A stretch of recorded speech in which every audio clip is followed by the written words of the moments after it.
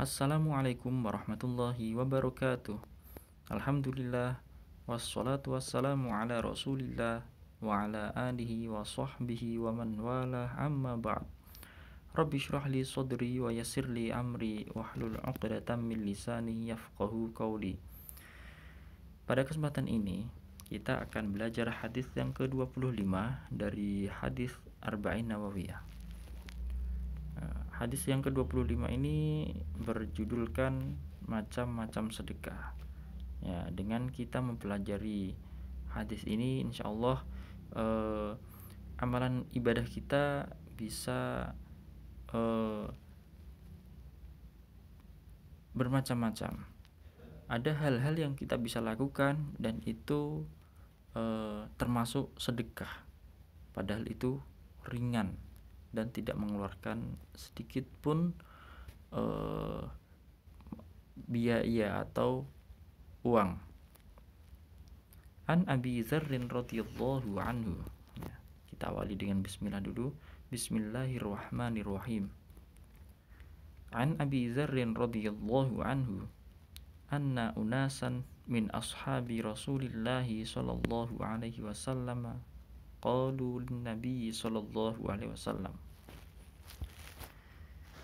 Dari Abi Dzar radhiyallahu anhu bahwasanya orang-orang dari kalangan sahabat dari kalangan sahabatnya Rasulullah sallallahu alaihi wasallam bertanya kepada Nabi Muhammad, "Ya Rasulullah, zahaba ahlul dusur bil ujur."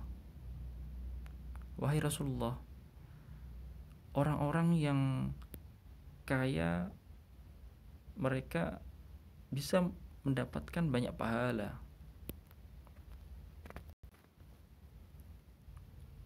Yusalluna kama nusalli wa yasumuna kama nasumu wa yatasaddaquna bifuduli amwalihim.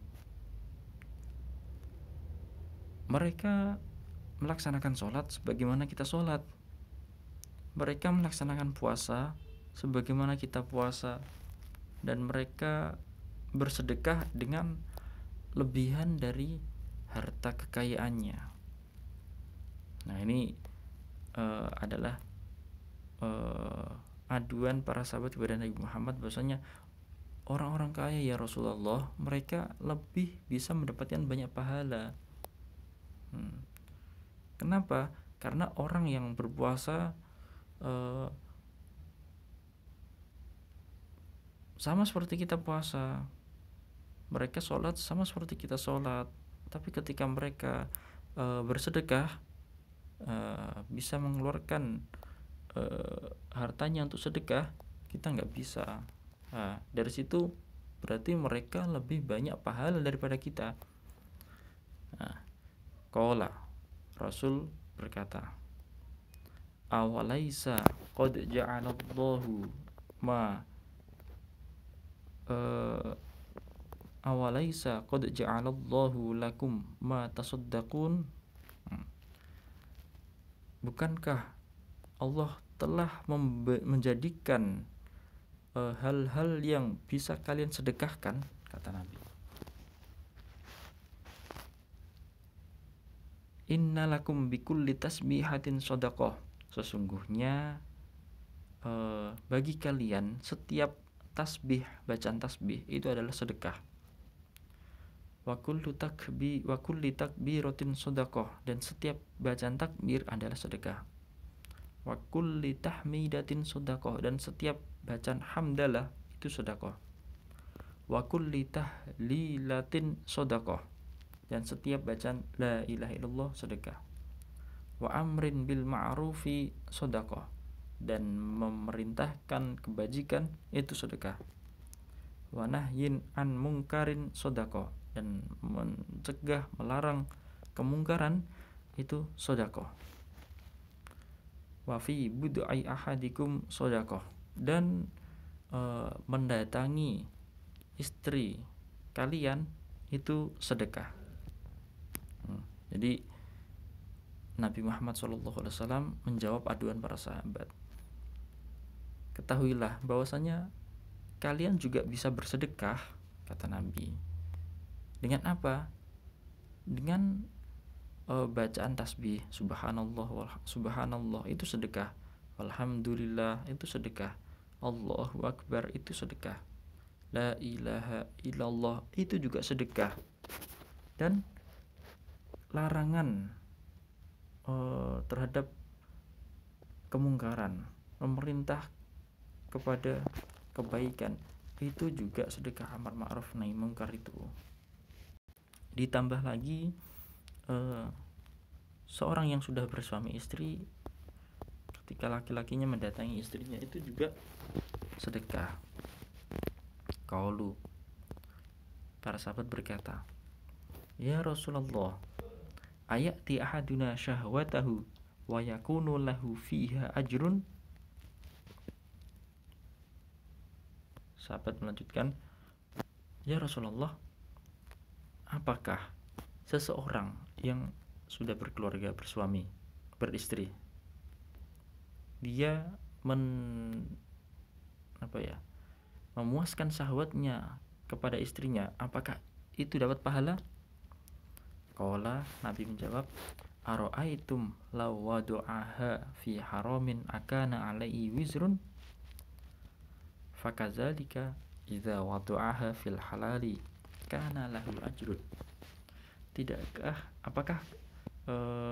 Tidakkah kalian tahu kalau seandainya seseorang yang memuaskan syahwatnya di tempat yang diharamkan, bukankah dia mendapatkan dosa?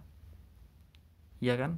Nah, begitu juga orang yang menunaikan syahwatnya pada tempat yang halal, maka dia juga mendapatkan pahala. Nah, dalam hal ini orang yang sudah bersuami istri. Itu. Ya, poin-poin dari hadis yang ke-25 ini yang bisa kita ambil adalah di sini ada pertanyaan sahabat kepada Rasulullah. Ini menunjukkan bahwasanya satu, seseorang yang tidak mengetahui perkara atau suatu perkara, maka hendaknya bertanya kepada ahli ilmu. Orang yang tidak mengetahui suatu perkara, maka hendaknya bertanya kepada ahli ilmu. Atau ini adalah anjuran untuk selalu bertanya kepada ahli ilmu. Poin kedua, hendaknya seorang muslim itu berlomba-lomba dalam kebaikan, berlomba-lomba dalam menggapai akhirat, bukan berlomba-lomba memperbanyak dunia. Nah, titik. Ini dicontohkan tadi irinya para sahabat terhadap sahabat yang lainnya, yang mana mereka bisa mendapatkan pahala lebih banyak gitu. Tapi mereka juga bisa mendapatkan pahala-pahala tersebut.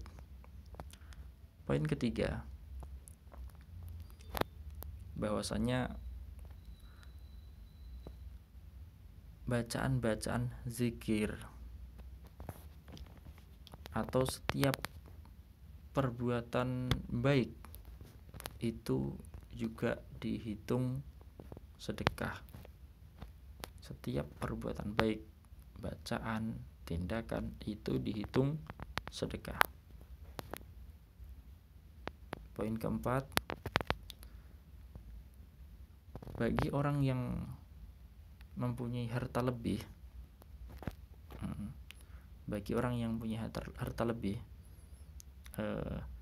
antara sedekah dan berzikir itu lebih baikkan bersedekah. Ya, sekalipun kedua-duanya adalah sesuatu yang utama, pahalanya besar, tapi lebih utama bersedekah karena pahala yang dia dapatkan bisa dirasakan orang lain gitu. Amalan yang dia kerjakan bisa dirasakan orang lain. Nah, ini poin-poin pada hadis yang ke-25. Wallahu a'lam bishawab. Assalamualaikum warahmatullahi wabarakatuh.